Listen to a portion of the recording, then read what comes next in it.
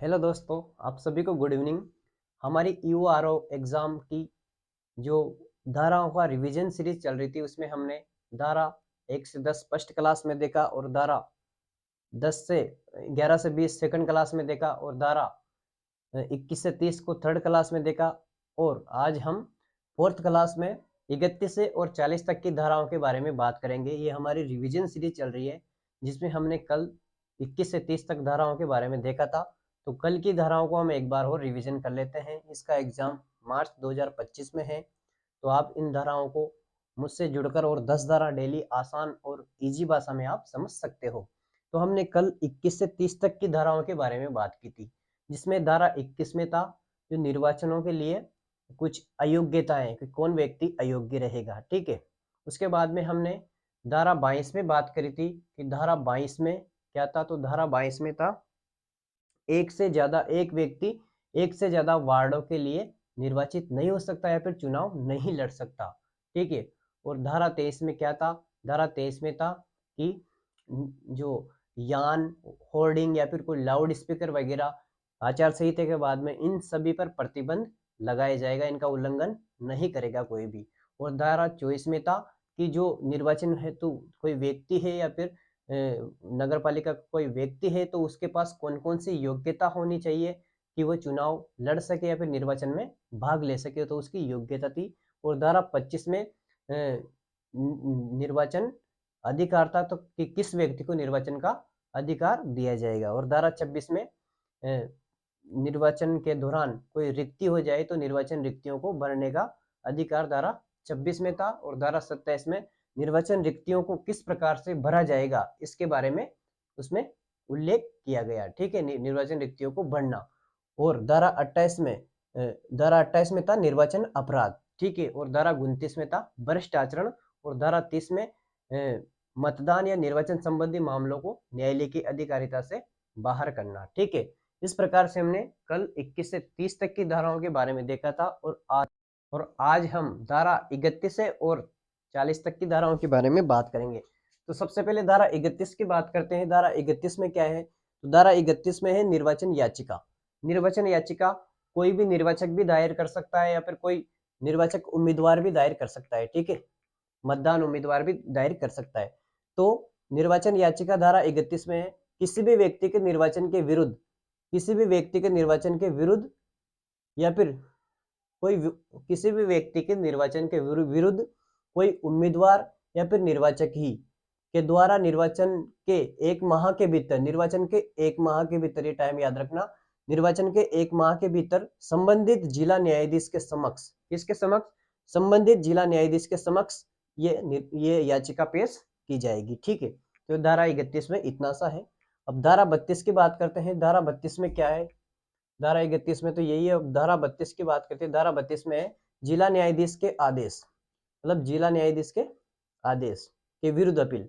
जो जिला न्यायाधीश है उसके आदेश के विरुद्ध भी व्यक्ति अपील कर सकता है। ठीक है। तो जिला न्यायाधीश के आदेश के विरुद्ध अपील ये कहाँ की जा सकती है। तो उच्चतम न्यायालय में, हाई कोर्ट में ये अपील की जा सकती है जिला न्यायाधीश के आदेश के विरुद्ध। आदेश के 30 दिन के भीतर, ठीक है, आदेश के 30 दिन के भीतर ये अपील की जाएगी और पर्याप्त कारण होना चाहिए, नहीं तो हाई कोर्ट इसकी सुनवाई नहीं करेगी। पर्याप्त कारण होना चाहिए आपको जिला न्यायाधीश के आदेश के विरुद्ध अपील करने का। उसके बाद में हाई कोर्ट 3 माह के भीतर निर्णय देने का प्रयास करेगी, मतलब कोशिश करेगी कि 3 माह के भीतर इस मामले को निपटाया जाए। इसको, जो जिला न्यायाधीश के विरुद्ध के अपील का जो मामला है, 3 माह के भीतर निर्णय देगा। ठीक है। उसके बाद में धारा जो 33 है, धारा 33 में समस्त उम्मीदवारों का निर्वाचन अपास्त होने की दशा में प्रक्रिया, कि जो समस्त उम्मीदवार है, जो भी उम्मीदवार खड़े हुए हैं उनका निर्वाचन अपास्त यानी निरस्त होने की दशा में प्रक्रिया। नगर पालिका की संख्या के 2/3 सदस्यों का निर्वाचन। ठीक है। इसके अंतर्गत समस्त उम्मीदवारों का निर्वाचन अपास्त होने की दशा में कोई जो प्रक्रिया की जाएगी वो नगर पालिका की समस्त संख्या के 2/3 सदस्यों के निर्वाचन से की जाएगी। ठीक है। और धारा 31 और 32 के अधीन यदि शून्य घोषित कर दिया जाए, ठीक है, नगर पालिका की संख्या के 2/3 सदस्यों का निर्वाचन धारा 31 और 32 के अधीन यदि शून्य घोषित कर दिया जाए तब राज्य सरकार नगर पालिका को विघटित कर देगी। ठीक है। धारा 31 और 32 के तहत अगर 31-32 के तहत अगर इनका निर्वाचन शून्य घोषित कर दिया जाए तो जो राज्य सरकार है वो नगर पालिका को विघटित कर देगी। ठीक है, तो इस प्रकार से समस्त उम्मीदवारों का निर्वाचन अपास्त होने की दशा में प्रक्रिया की जाएगी। धारा 31-32 के अधीन अगर शून्य घोषित कर दिया तो राज्य सरकार नगर पालिका को विघटित कर देगी, यही याद रखना आपको। धारा 34 में क्या है, तो आदेशों व विनिश्चयों की अंतिमता, मतलब धारा 31 में जिला न्यायाधीश का आदेश अंतिम रहेगा और धारा 32 में उच्च न्यायालय यानी हाई कोर्ट का आदेश अंतिम रहेगा। तो आदेशों की अंतिमता ये धारा 34 में है। ठीक है, धारा 35 में निहरता है मतलब डिस्क्वालिफिकेशन, जो नगर पालिका सदस्य है उनकी डिस्क्वालिफिकेशन है इसमें, यदि वो अपराध करता हो। धारा 28 में अपराध और धारा 29 में भ्रष्ट आचरण, ऐसी निहिरता दोषी व्यक्ति की तारीख से 6 वर्ष की होगी। ठीक है, अगर अपराध करता हो और भ्रष्टाचार करता हुआ पाया गया तो उसको डिस्क्वालीफाई कर दिया जाएगा, और ऐसी जो अयोग्यता रहेगी वह दोषी की तारीख से, मतलब जिस दिन उसको डिस्क्वालीफाई किया जाएगा उस तारीख से 6 वर्ष तक वह अयोग्य रहेगा। ठीक है, यानी निहित रहेगा। उसके बाद में धारा 36 की बात करते हैं, तो धारा 36 में निर्हत यानी जो अयोग्य व्यक्ति है को हटाए जाने या उसकी कालावधि में कमी करना। ठीक है, उसको किस प्रकार से हटाया जाएगा और उसकी कालावधि में कमी की जाएगी या फिर बढ़ोतरी की जाएगी, वो धारा 36 में। ठीक है, जो निहित व्यक्ति है। धारा 37 में पद की शपथ, यदि कोई सदस्य प्रथम बैठक से 1 माह के भीतर शपथ नहीं लेता है तो उसका स्थान रिक्त समझा जाएगा। इसमें कैदी या फिर जेल में बंद व्यक्ति का समय शामिल नहीं है, ये याद रखना आप। शपथ लेना जरूरी है उसको 1 माह के भीतर। ठीक है, प्रथम बैठक के 1 माह के भीतर।